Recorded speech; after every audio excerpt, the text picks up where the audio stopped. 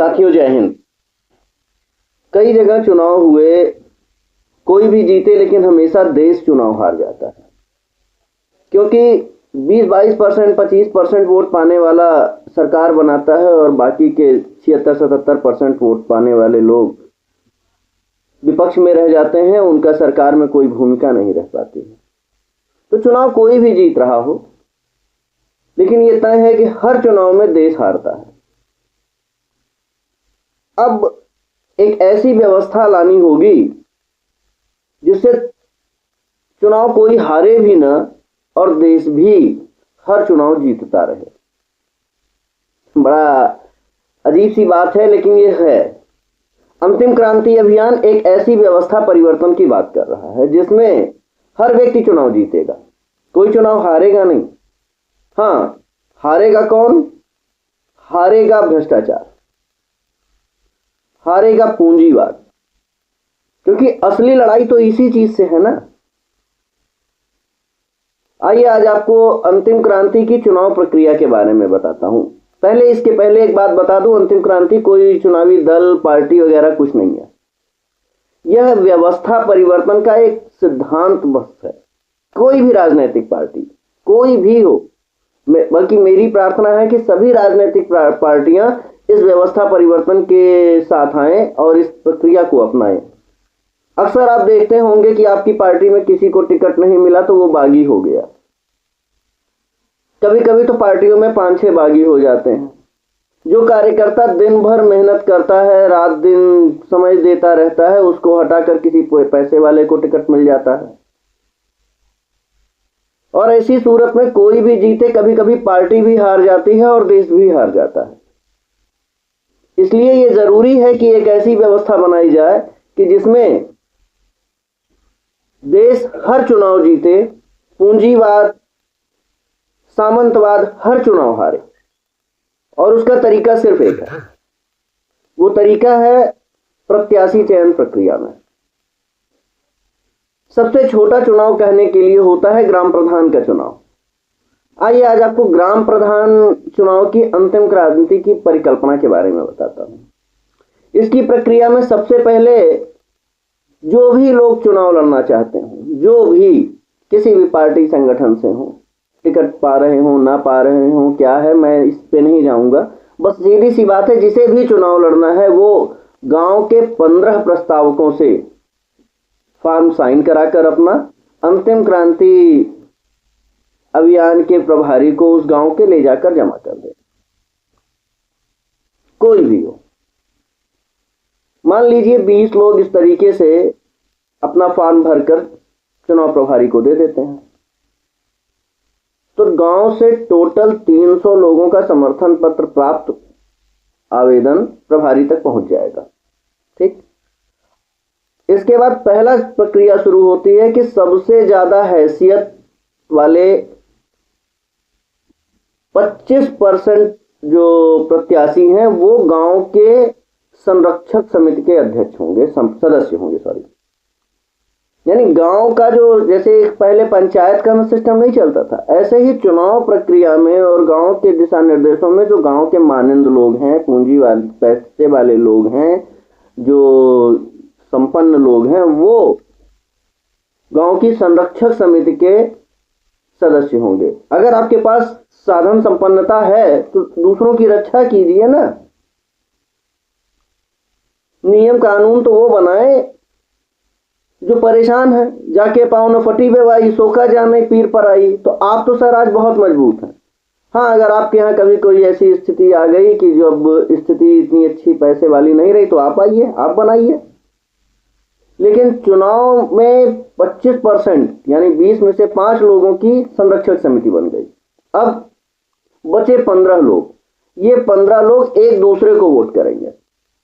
जैसे खुद को 15 में 15 देते हैं, तो वही बताएं ना कि अगर उन्हें प्रधान न बनाया जाए तो किसे बनाया जाए। किसी को 14, किसी को 13, किसी को 12, किसी को 11, 10, 9, 8, 7, 6, 5, 4, 3, 2, 1, और सबने ऐसा किया।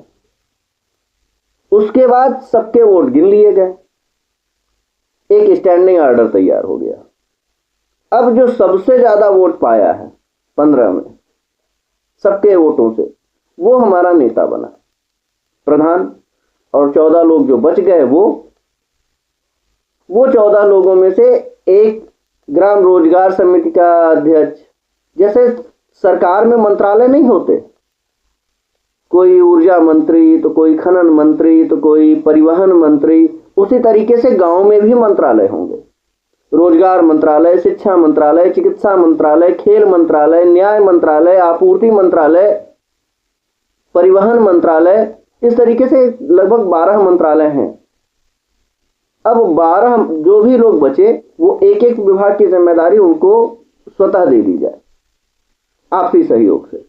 उनका काम होगा, जैसे एक रोजगार मंत्री है गांव का, तो उसके गांव से पलायन न होने पाए इसकी जिम्मेदारी उसकी है। वो प्रधान को से सहयोग लेकर, संरक्षक समिति से सहयोग लेकर वो व्यवस्था लाएगा कि गांव में वैसे छोटे उद्योग लगे। अब गांव में कैसे उद्योग लग सकते हैं, ये रोजगार प्रभारी यानी रोजगार मंत्री जो गांव का होगा वो बताएगा। कैसे? मानव संसाधन विकास मंत्रालय से अनगिनत योजनाएं चलती हैं। जैसे अभी हाल फिलहाल में सरकार की योजना डेयरी पे है, 40% तक सब्सिडी दे रही है, शेल्टर हाउस, ये शेल्टर रूम दे रहे हैं, काफी कुछ दे रहा है सरकार। लेकिन हमारे यहाँ क्या है, हम ले ही नहीं पा रहे हैं। सरकार किसी की भी हो, किसी भी पार्टी की हो, सभी कुछ न कुछ समाज को दे ही रही है, लेकिन समाज उस चीज को ले नहीं पा रहा है क्योंकि आपस में लड़ रहा है। और इसीलिए मैं कह रहा हूं देश हारता है। पहले जो मिल रहा है वो तो ले लो मेरे भाई। ये रोजगार प्रभारी ने गांव में मान लीजिए 1000 गाय की डेयरी का प्रोजेक्ट बनाए। 1000 गाय की डेयरी में गांव के 200 लोगों को तो सीधे नौकरी मिल जाएगी ना। 5 गाय से ज्यादा एक आदमी कहां से टैकल करेगा? पैसा सरकार सब्सिडाइज दे रही है।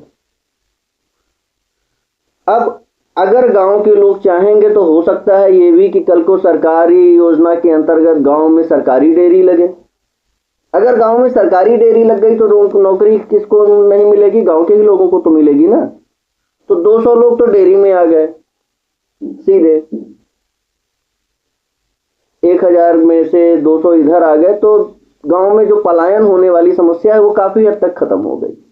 ऐसे किसी गांव में रोजगार प्रभारी ने सिलाई कारखाना लगवा दिया, किसी में दलिया निर्माण का कारखाना लगवा दिया, आपसी सहयोग से। सरकार की योजनाएं बहुत हैं, लेकिन जब हम आपस में लड़ते रहेंगे तो नहीं पाएंगे। गाय के गोबर से सीएमएच निकलता है और उस सीएमएच से पेंट बनता है। झारखंड में बहुत बढ़िया कार्यक्रम चल रहा है इसका, पेंट निर्माण का, लेकिन हमारे यहाँ राजनीति से फुर्सत ही नहीं है। जब गांव में रोजगार प्रभारी होगा तो फिर रोजगार पे चर्चा होगी, और रोजगार पे जब चर्चा होने लगेगी तो नए नए रोजगार डेवलप होंगे।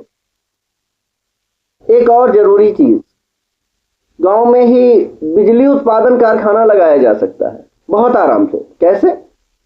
सोलर पैनल छोड़ दीजिए, सोलर पैनल है और भी बहुत सी चीजें हैं, उसको छोड़िए। एक नई चीज बता रहा हूं, बैल से बिजली चलने के लिए टरबाइन घूमना जरूरी है, और टरबाइन की स्पीड गियर बॉक्स से बढ़ाई घटाई जा सकती है, लेकिन जो ताकत चाहिए वो ताकत बैल के पास है। बैल कोल्हू के तरीके से आप चलाइए गियर बॉक्स से आरपीएम बढ़ा लीजिए, गांव में बिजली पैदा होने लगेगी। एक डेयरी आपको आत्मनिर्भर बना सकती है।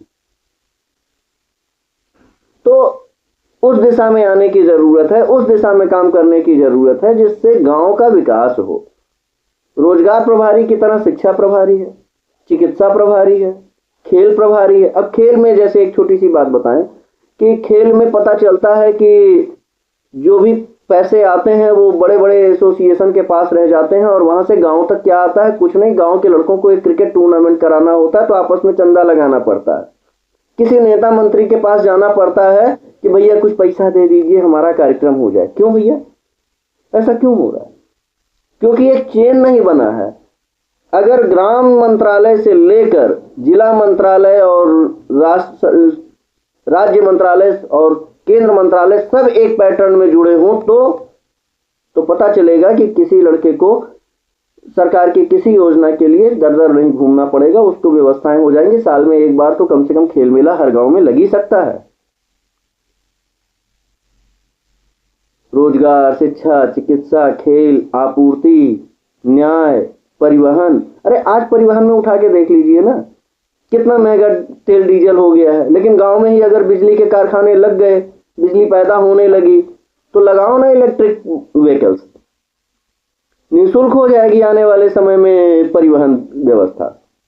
और अगर हमारी पैदावार बढ़ेगी, अगर हम पैदावार बढ़ा पाएंगे तो हम विदेशों को निर्यात कर अपने देश को और मजबूत कर सकते हैं। तो आपस में लड़ना कितनी गलत बात है कि कोई कहता है मोदी जी मुर्दाबाद, कोई कहता है राहुल जी मुर्दाबाद। अरे दोनों हमारे हैं भाई, दोनों जिंदाबाद नहीं हो सकते क्या? क्यों आपस में लड़ें? ये तो अंग्रेजों के समय था कि ये लोग आपस में लड़ते रहे। अब हम आजाद हैं तो हम आपस में क्यों लड़े? हमें आपस में नहीं लड़ना। हमें एक ऐसी व्यवस्था लानी है कि सब जिंदाबाद, मोदी जी भी जिंदाबाद, राहुल जी भी जिंदाबाद, सपा भी जय, बसपा भी जय, तृणमूल भी जय, सबकी जय, कुल मिला जुलाकर देश की जय। जब देश आगे बढ़ेगा, देश के संसाधनों पे लोग फायदा ले पाएंगे, तब जाके व्यवस्था परिवर्तन होगा। और इस प्रक्रिया में कोई ये नहीं कह सकता कि हमारी फलाने से लड़ाई है। क्यों? क्योंकि आपने उसको 12 नंबर दिया है और उसने आपको 8 नंबर दिया है, आपके मन में आएगा। लेकिन जब उसको पता चलेगा हमने 8 दिया था लेकिन भैया ने 12 दिया था, तो अगली बार वो आपसे मिलेगा तो हाथ जोड़ के मिलेगा कि भैया हमारे मन में तो आपके लिए गलत बात थी, लेकिन आप मेरे बारे में गलत नहीं सोचते। कहीं ना कहीं ये गांव को जोड़ेगा। आज जो गांव में देखता हूं कि मनमुटाव चल रहा है लोगों में, सिर्फ राजनीति की वजह से, वो खत्म होगा। इसलिए अंतिम क्रांति की व्यवस्था अपनाना बहुत जरूरी है। आगे आइए, सभी लोग आगे आइए और एक नई क्रांति लेकर चला जाए, बिना लड़ाई झगड़ा के, बिना एक दूसरे को गलत कहे। सभी अच्छे हैं, हमारी लड़ाई हालात से है। सब अच्छा होने के बाद भी हमारे हालात अच्छे नहीं है। इसलिए हम एक ऐसी व्यवस्था की लड़ाई लेकर आए कि जिसमें सब अच्छा हो जाए। धन्यवाद।